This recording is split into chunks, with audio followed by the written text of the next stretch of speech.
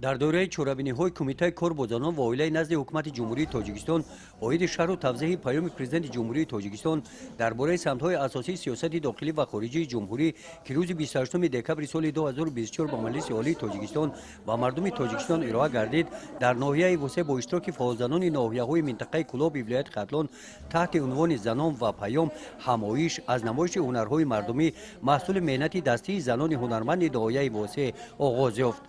قسمت رسمی چورابینی در قصر فرهنگ ناحیه دایر گردید. با کار همایش رئیس ناحیه وسط آغاز بخشید. سپس رئیس کمیته کار با زنان و اویلای نزد حکومت جمهوری تاجیکستان بنفشه فیض‌الدین زاده اوید نقطه‌های پیام سرور دولت در سمت‌های رشد اجتماعی، اقتصادی، فرهنگ و اشتراک ساکنان در کارهای آبادانی و سازندگی، آباد و زیبا گردانیدن دهات‌ها، بهتر گردیدن بعضی اجتماعی اهالی ابراز نظر نمودند.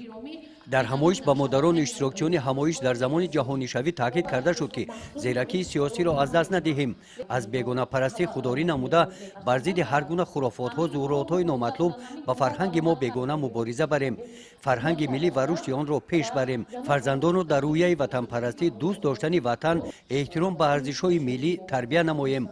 بنفشه فیض‌الدین زاده قید نمودند که در جمهوری در سمت بلند برداشتن مقام زنان در جامعه 60 سند حقوقی قبول کرده شده است. 170,000 نفر زنان در سمت کشاورزی فعالیت دارند. زیاده از 50,000 نفر زنان در ساحه معارف کشور کار کرده ایستادند. ما زنان بانوان باعث افتخار می‌دانیم که امروز در همایشی که زنان و بانوان و مادران منطقه کلاب با هم آمدیم تحت عنوان زنان و پیام، خیلی افتخار میکنیم که امروز نقطه های اساسی پیام پرزیدنت جمهوری تاجیکستان و مجلس عالی کشور ارائه گردیده بود، راه اندازی گردید، فهماندهی کرده شد و ما باعث افتخار میدانیم که امروز ما زنان و بانوان سعادتمند و خوشبخت کشور هستیم که هر لحظه از زمان صاحب استقلالی کشور به حیات زندگی کار و فعالیت زنان و بانوان پرزیدنت محبوب ما توجه خاصه ظاهر نمودند و گفتنی هستم که امروز ما زنان و مادران در برابر رسالت مادری خود را ادا کردن، خود را به آن مسئول میدانیم که در تربیت فرزندان، در آباد زیبا گردانیدن هر یک گوشه کنار کشور عزیزمان تاجیکستان، بخصوص تربیت نسل نورس بر راه راست هدایت نمودن آنها، به حیات مستقلانه آماده نمودن دختران و عموما در روحیه وطن دوستی و میهن پرستی تربیت نمودن فرزندانمون نقش بسزا گذاریم. در این همایش همچنین در معروضه جانشین رئیس ولایت خطلان انزورت عبدالسلام زاده قید گردید که در ولایت 531,000 اویله به قید گرفته شده. با اصول خانه به خانه بین اویله ها کارهای ترغیباتی در ولایت خوب به راه مانده شدند. نتیجه همین کارها بودند که ولایت خطلان یکی از اولین ها شده نقشه دعوت جوان پسران را به صف قواهای مسلح جمهوری تاجیکستان را با موفقیت روز اول دعوت تیرمایی تامین کردند.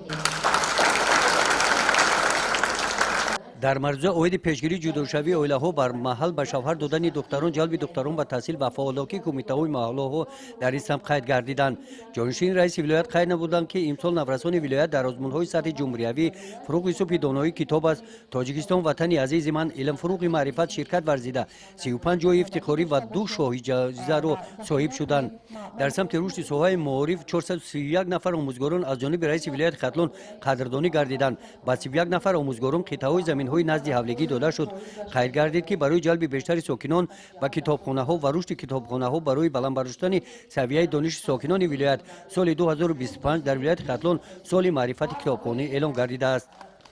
بعد معروضه ها زنان فعال منطقه در مذاکره ها اوید دستگیری زنان و دختران به پیشوای ملت حکومت جمهوری تاجیکستان مینده‌داری خود را بیان داشتند.